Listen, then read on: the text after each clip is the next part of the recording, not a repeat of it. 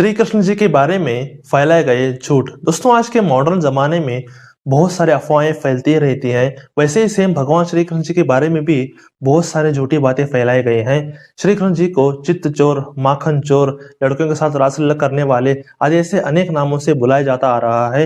इस वीडियो में हम उन सारे झूठी बातों को तोड़ने की कोशिश करेंगे और आपको असली ज्ञान प्रदान करेंगे। तो आप क्या कीजिए, आप हमारे साथ बने रहिए। अगर आप अपनी जिंदगी में कोई इंटेलिजेंट बंदा चाहते हो तो क्या कीजिए, जरूर इस चैनल को सब्सक्राइब कीजिए और जो बेल आइकन आ रहा है ना उसको भी जरूर दबा दीजिए। और पहली अफवाह है, श्री कृष्ण जी लड़कीबाजी किया करते थे। दोस्तों आपने ऐसे कई बार सीरियल्स में और कई लोगों से ऐसा कहते हुए सुना होगा कि श्री कृष्ण जी गोपियों के साथ हमेशा घुमा करते थे, गोपियों के साथ रासलीला किया करते थे, लड़कीबाजी किया करते थे। दोस्तों ये बिल्कुल गलत है। असली कारण यह है कि जितने भी गोपियां थी वो अपने पिछले जन्म में ऋषि मुनि थी, तो उन्होंने भगवान से ऐसी प्रार्थना की थी कि हे भगवान हमें आपका सानिध्य प्राप्त हो। तो वो सारे ऋषि मुनि अगले जन्म में गोपियां बन गए। दोस्तों भगवान श्री कृष्ण जी ने गोपियों को कभी भी उस भावना से हाथ नहीं लगाया। भगवान ने कभी भी उनको एंजॉय करने के बारे में नहीं सोचा। गोपियां और श्री कृष्ण दोनों भी बहुत पवित्रता से रहा करते थे, तो श्री कृष्ण जी लड़कीबाजी किया करते थे ऐसा मानना एक तुच्छता है, एक गलतफहमी है।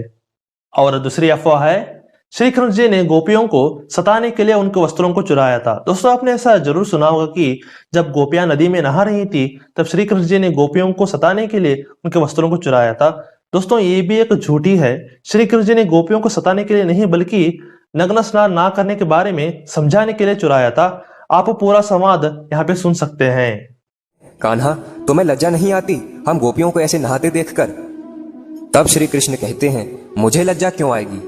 लज्जा तो तुम्हें आनी चाहिए जो इस तरह निवस्त्र होकर नहा रही हो। फिर गोपियां श्री कृष्ण से कहती हैं, कान्हा हमसे गलती हो गई, अब बताओ हमारे वस्त्र कहाँ हैं? तब श्री कृष्ण कहते हैं, तुम्हारे वस्त्र इसी पेड़ पर हैं, आओ और ले जाओ। तब गोपियां श्री कृष्ण से कहती हैं, कान्हा हम सभी निर्वस्त्र हैं, ऐसे में हम सभी बाहर कैसे आ सकती हैं? फिर श्री कृष्ण कहते हैं, जब तुम सभी नदी में स्नान करने के लिए गई थी तब भी तो निर्वस्त्र थी, फिर अभी नदी से बाहर आने में लज्जा क्यों आ रही है? फिर गोपियां कहती हैं, कान्हा जब हम नदी में स्नान करने के लिए आए थे तब यहां हमें कोई भी नहीं देख रहा था। इस पर श्री कृष्ण गोपियों से बोलते हैं, मैं तो हर जगह हर समय मौजूद रहता हूं। इतना ही नहीं, आसमान में उड़ रहे पक्षियों ने भी तुम्हें इस अवस्था में देखा, जमीन पर चलने वाले सभी जीवों ने भी तुम्हें देखा, यहां तक कि जल में मौजूद वरुण देवता ने भी तुम्हें देखा। इससे तुम गोपियों ने उनका अपमान किया है। फिर तुमने यह कैसे सोचा कि तुमको किसी ने नहीं देखा? तो देखा आपने, भगवान नग्न स्नान नहीं करना चाहिए ये समझाने के लिए ऐसा किया था। तो उन्होंने गोपियों को सताने के लिए नहीं बल्कि ज्ञान देने के लिए ऐसी लीला की थी। तो श्री कृष्ण जी गोपियों को सताने के लिए उनके वस्त्रों को चुराया था ऐसा मानना एक गलतफहमी है। और तीसरी अफवाह है, श्री कृष्ण माखन चुरा कर खाते थे। दोस्तों ये तो सबसे बड़ा झूठ है। श्री कृष्ण ने कभी भी अपने लिए माखन नहीं चुराया था। एक बार श्री कृष्ण और उनके सारे मित्र गंगा किनारे बैठे हुए थे, तब एक दोस्त ने श्री कृष्ण जी से कहा, हे कृष्ण तुम्हारी माता तो तुम्हें माखन देती है पर हमारी मैया हमें माखन नहीं देती। तब भगवान ने पूछा, ऐसा क्यों? तब दोस्त ने कहा, मेरे माता पिता माखन को बेचकर घर चलाते हैं, वो सारा माखन बेच देते हैं पर मुझे बिल्कुल नहीं देते। तब सारे मित्रों ने अपना भी वही हाल बताया। तब से भगवान ने अपने मित्रों को माखन खिलाने के लिए हर घर से माखन चोरी करना शुरू कर दिया। वो कभी भी माखन चुरा कर खुद नहीं खाते थे, वो हमेशा अपने मित्रों को खिलाया करते थे, क्योंकि उनके मित्र बहुत गरीब और सीधे साधे हुआ करते थे। तो आपको सच पता चल गया कि श्री कृष्ण माखन चुरा कर नहीं खाया करते थे, तो भगवान श्री कृष्ण जी माखन चुरा कर खाते थे ऐसा मानना एक झूठी अफवाह है। और चौथी अफवाह है, श्री कृष्ण जी ने राधा से शादी इसलिए नहीं की क्योंकि वो समाज के दबाव में आ गए थे। दोस्तों ये भी एक झूठी अफवाह है। भगवान श्री कृष्ण जी ने राधा से शादी इसलिए नहीं की क्योंकि श्री कृष्ण जी को अपना कर्तव्य पूरा करना था, पृथ्वी में रहने वाले सारे दुष्टों का विनाश करना था। अगर वो शादी करते तो उनको फिर से उसी गोकुल में रहना पड़ता। और जानने वाली बात यह भी है कि राधा माँ लक्ष्मी जी की ही अवतार थी। तो जब श्री कृष्ण राधा को छोड़कर चले गए तब राधा ने रुक्मिणी माता के रूप में पुनः अवतार लिया। जैसे राधा माँ लक्ष्मी जी की अवतार हैं, वैसे ही सेम रुक्मिणी माता भी माँ लक्ष्मी जी की ही अवतार हैं। तो वैसे देखा जाए तो श्री कृष्ण जी ने राधा से ही शादी की। तो श्री कृष्ण जी ने राधा से शादी इसलिए नहीं की क्योंकि वो समाज के दबाव में आ गए थे ऐसा मानना एक झूठी अफवाह है। और पांचवी अफवाह है, श्री कृष्ण जरासंध से डर कर भाग गए थे। दोस्तों ऐसा भी एक अफवाह फैलाया जा रहा है कि श्री कृष्ण जी जरासंध से डरकर भाग गए थे। दोस्तों ये तो निरी मूर्खता है। जरासंध ने 17 बार मथुरा पर आक्रमण किया था। हर बार वो करोड़ों की सेना लेकर आता था। तब भगवान श्री कृष्ण और बलराम जी उनको धूल चटा देते थे। अगर वो चाहते तो जरासंध को आराम से मार सकते थे, पर उन्होंने जरासंध की मृत्यु भीम के हाथों लिखी थी। तो जब जरासंध 18वीं बार आया तब भगवान श्री कृष्ण द्वारकापुरी बसा चुके थे और जरासंध ब्राह्मणों को लेकर आया था। तो भगवान श्री कृष्ण ब्राह्मणों को नहीं मारना चाहते थे, इसलिए श्री कृष्ण जी ने जरासंध से युद्ध नहीं किया। तो वो उड़ते हुए द्वारकापुरी को चले गए। तो इसी को लोगों ने ऐसा माना कि श्री कृष्ण जरासंध से डरकर भागे।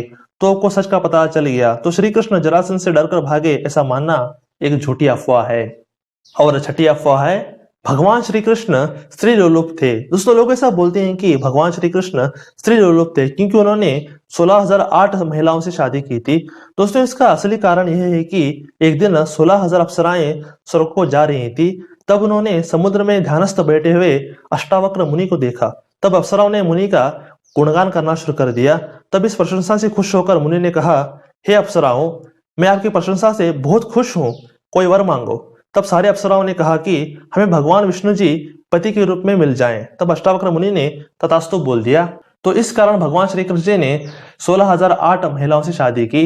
तो भगवान श्री कृष्ण जी स्त्री लोलुप थे ऐसा मानना एक मूर्खता ही है, एक गलत फहमी है। और सातवीं अफवाह है श्री कृष्ण अपने यादव कुल को बचाने में असमर्थ रहे। दोस्तों जैसे कि आप जानते हैं कि यादव लोग आपस में ही लड़कर मृत्यु को प्राप्त हुए थे, तो उनका समूल विनाश हो गया था। तब लोग ऐसा बोलने लग गए कि श्री कृष्ण अपने यादव कुल को बचाने में असमर्थ रहे। दोस्तों ये तो निरी मूर्खता है। यादव लोग इतने शक्तिशाली थे कि उनको कोई भी नहीं मार सकता था, इसलिए वो अधर्म का काम करने लग गए थे। अपने मद और अहंकार में वो इतना डूब गए थे कि उनको धर्म का रास्ता नजर नहीं आ रहा था।